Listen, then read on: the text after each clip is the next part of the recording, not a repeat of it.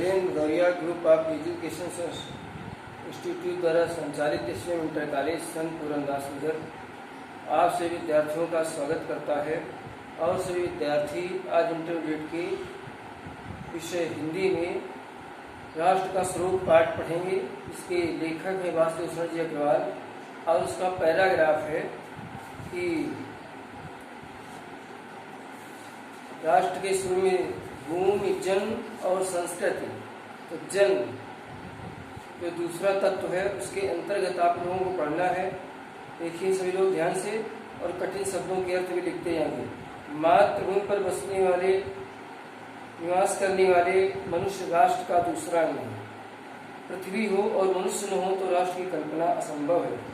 लेखक के अनुसार कि ये धरती हो लेकिन उस धरती पर रहने वाले मनुष्य ही न हो, उस मातृभूमि पर अधिकार रखने वाले जन ही न हो तो राष्ट्र की कल्पना नहीं की जा सकती। इसलिए राष्ट्र का पृथ्वी के बाद अगर कोई दूसरा महत्वपूर्ण अंग है वह मनुष्य है, क्योंकि मनुष्यों के द्वारा, वहाँ पर रहने वाले निवासियों के द्वारा ही राष्ट्र का स्वरूप संपादित होता है। पृथ्वी हो और मनुष्य न हो तो राष्ट्र की कल्पना संभव। लेखक के अनुसार पृथ्वी हो और कितनी भी सुंदर धरती हो, भूमि का आकार, भूमि का टुकड़ा कितना भी अच्छा हो, किंतु यदि उसमें मनुष्य न हो तो राष्ट्र की कल्पना ही असंभव है। क्योंकि किसी राष्ट्र के निर्माण के लिए वहाँ के लोगों का, निवासियों का होना अति आवश्यक है। बिना मनुष्यों के राष्ट्र की कल्पना ही नहीं की जा सकती। पृथ्वी और जन दोनों के सम्मिलन से राष्ट्र का स्वरूप संपादित होता है। लेखक के अनुसार पृथ्वी और मनुष्य दोनों के माध्यम से एक राष्ट्र का सुंदर स्वरूप बनता है। राष्ट्र का एक ढांचा खड़ा होता है, आधार खड़ा होता है। जन के कारण ही पृथ्वी मातृभूमि की संज्ञा प्राप्त करती है कि जैसे बिना पुत्र कोई भी नारी तब तक मां नहीं बनती जब तक उसके कोख से जन्मे हुए स्वयं पुत्र नहीं होते।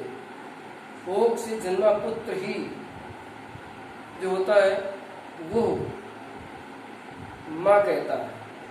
माँ का अधिकार तभी प्राप्त होता है जब उसके पुत्र हो। ठीक उसी प्रकार मातृभूमि का भी यही आदर्श है कि मातृभूमि में रहने वाले मनुष्य ही जब होंगे तब मातृभूमि जो है एक माता का स्वरूप प्राप्त कर सकेगी। जननी जन्मभूमि, जननी और जन्मभूमि, इनका दोनों का अटूट संबंध है। माता भूमि पुत्रो अहम प्रतिज्ञा, भूमि मेरी माता है, मैं इसका पुत्र हूँ। ये अटूट संबंध है कि मेरी माँ है। माँ के समान इसका वायु, अन्न, जल ग्रहण करके, फल फूल खा करके हम अपना जीवन यापन करते हैं। ये माता से भी अधिक बढ़कर है। ये मातृभूमि का सम्मान, प्रतिष्ठा पहले है और हम बाद में। यह भाव ही राष्ट्रीयता का स्वरूप बनाता है कि राष्ट्र का स्वरूप संपादित होता है दोनों के मिलने से और परस्पर राष्ट्र के प्रति प्रेम का भाव उत्पन्न होने से। जन के कारण पृथ्वी मातृभूमि की संज्ञा प्राप्त है। जन के कारण मनुष्य पृथ्वी मातृभूमि की संज्ञा को प्राप्त करती है। पृथ्वी और माता के सच्चे अर्थों में पृथ्वी का पुत्र, सच्चे अर्थ में पृथ्वी का पुत्र है। जैसे माँ जन्म देने के बाद अपना दूध पिलाती है, पालन पोषण करती है, तो माँ कहलाने की अधिकारी बनती है। ठीक उसी प्रकार जो धरती है, फल फूल, अन्न, धन, रतन सब कुछ देती है, सारे जीवन का भार उठाती है, वो मातृभूमि कहलाने की अधिकारी होती, माता से भी बढ़कर है।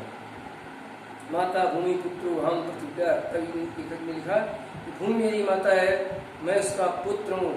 इस मातृभूमि के प्रति मातृत्व का, वात्सल्य का जो भाव है उसके प्रति हमें कर्तव्यशील होना, उसको माँ के समान, उसके मान सम्मान की प्रतिष्ठा का ध्यान रखना प्रत्येक बालक का कर्तव्य होता है। राष्ट्र में रहने वाले प्रत्येक नागरिक का कर्तव्य होता है। भूमि माता में उसका पुत्र, जन के हृदय में इस सूत्र का अनुभव है कि राष्ट्र के अंदर रहने वाले प्रत्येक जन के मन में इस भावना का सूत्रपात होना, इस भावना का गहराई से अनुभव होना, गहराई से अनुभूति होना, यही राष्ट्रीयता की कुंजी है, चाबी है। बिना इस भावना के राष्ट्र का स्वरूप और राष्ट्र के प्रति समर्पण का भाव कभी होता ही नहीं है। और इसी भावना से राष्ट्र निर्माण के अंकुर उत्पन्न होते हैं। लेखक के अनुसार इसी पवित्र भावना से ये मेरी माता, इसके मान सम्मान की प्रतिष्ठा का ध्यान रखना हमारा कर्तव्य। ये पहले है, हम बाद में हैं। अपने स्वार्थ में आकर के मातृभूमि के प्रति अपने कर्तव्यों को न भूल जाए, अपने राष्ट्रीय दायित्व को न भूल जाए।